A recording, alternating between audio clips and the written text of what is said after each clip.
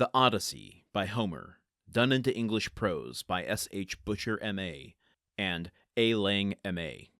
Book 1.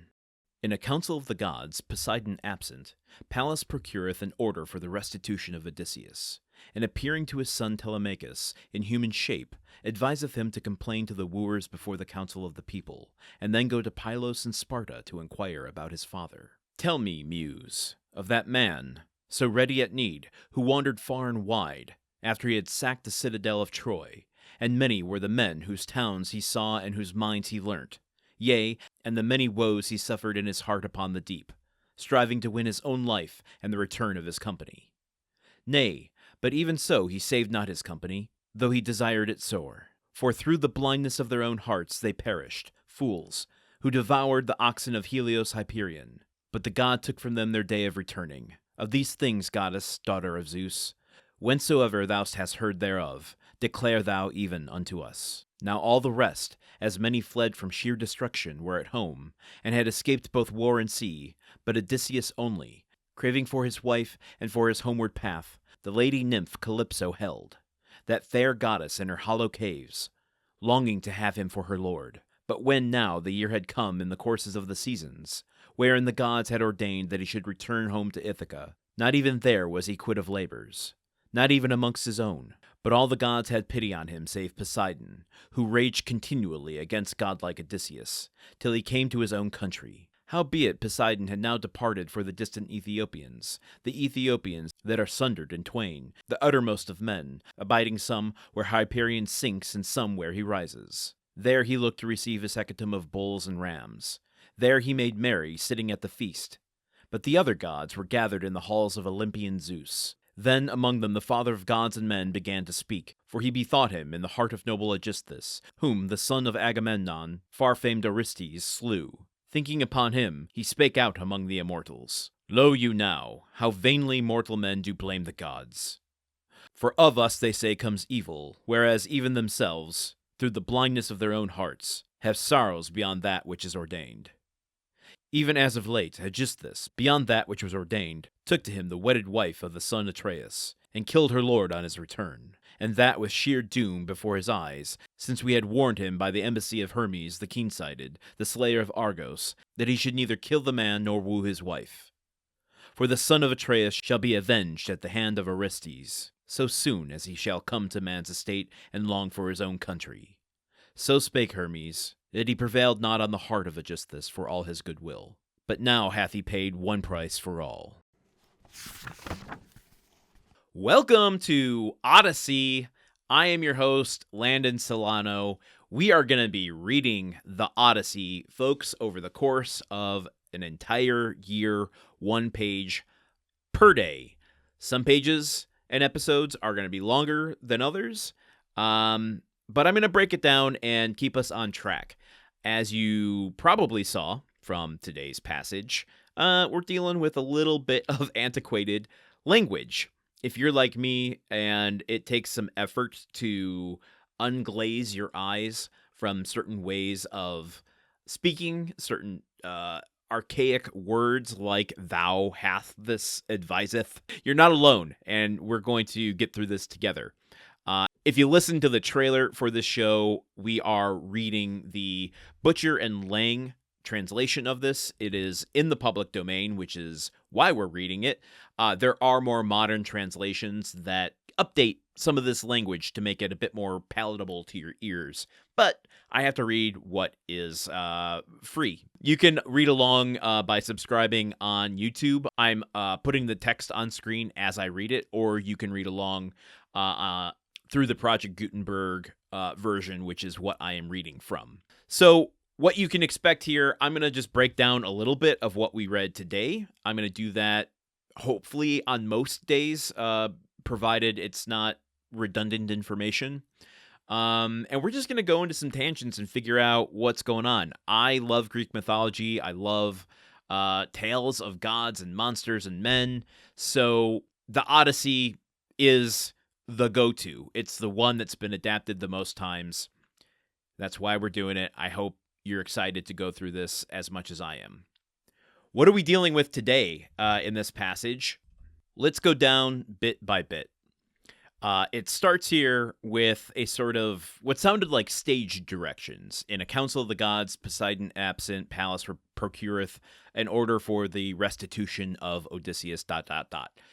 That is essentially, to my understanding, and I guess if I haven't said it, I'm not an expert on any of this stuff. I'm doing research with each episode that I read. So this is just the most accurate information that I have found as it applies to what we read, filtered through my limited understanding. And I'm not a very smart person, folks. You'll come to learn that very quickly. But essentially, this is like stage directions that the translators, I'm assuming in this case, Butcher and Lang, are adding to orient us a bit to the situation, the location, the players, the like what happened right before this scene, so that we know where we are going into it. This also acknowledged that this is a story that initially, in the Homeric times, was an oral tradition. This is something that was spoken in its original poem form. It was composed for performance. So really have to break your brain a bit to put yourself in the early Greek audiences of how this would be absorbed by the masses.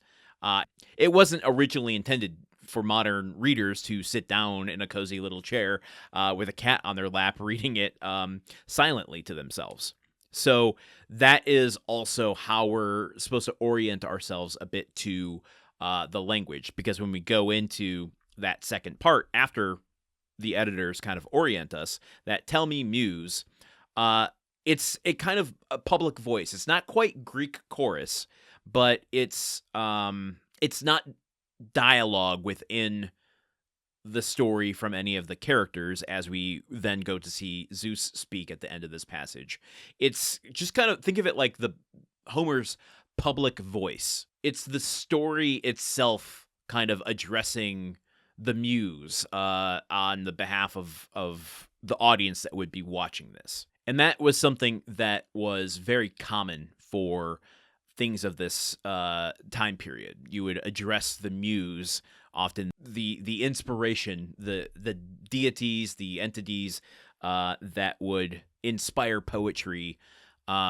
It's kind of a plea to them at the outset of a story in order to inspire the epic that is about to unfold. So Homer's public voice is essentially asking the Muse to establish a kind of moral and cosmic framework for the Odyssey, or for Odysseus' story. We don't learn a lot about Odysseus here. That opening passage is essentially letting us know that the Council of Gods, as we will see Zeus address them in a moment, issue an order of restitution for Odysseus, or otherwise, as it goes on to say here in that very first paragraph, that after he sacked the citadel of Troy, he went to many towns, he met so many people, he suffered so many woes, and the many woes he suffered in his heart upon the deep.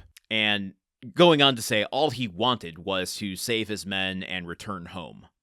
And yet, he was not able to do so.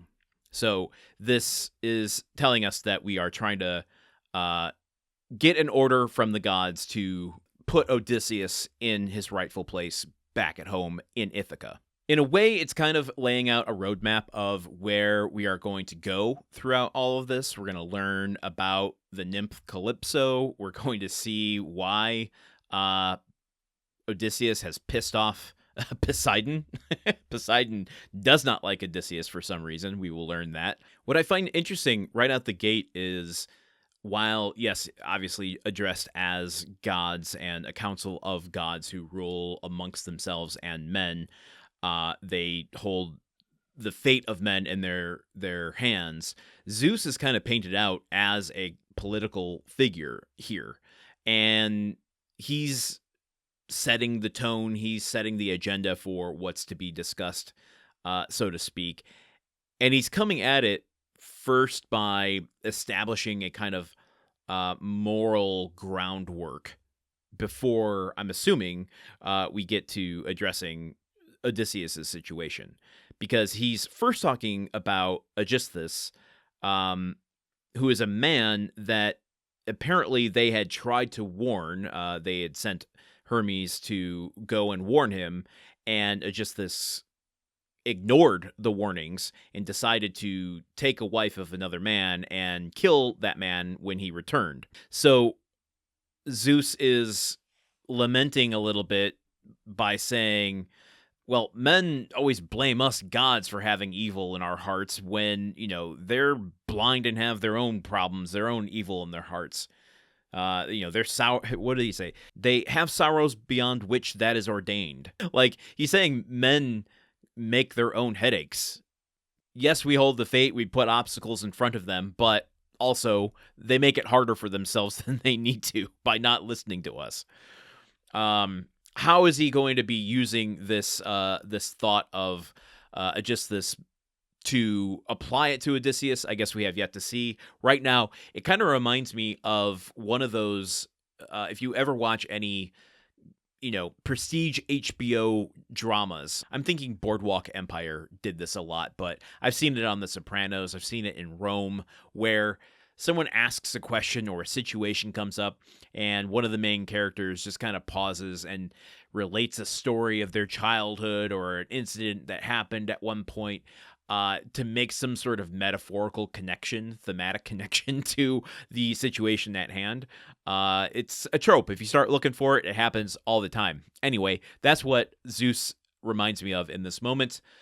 I'm going to wrap my commentary up there for today. It's a little bit longer of an episode just because it's the first one. Now that we're going to get up and going, I'm going to do my job to try to orient you to each of these episodes, not just what's happening within the story, but, how we're going to be operating here. So I hope you have patience with me as I learn the story and I try to figure out ways to communicate it to you all.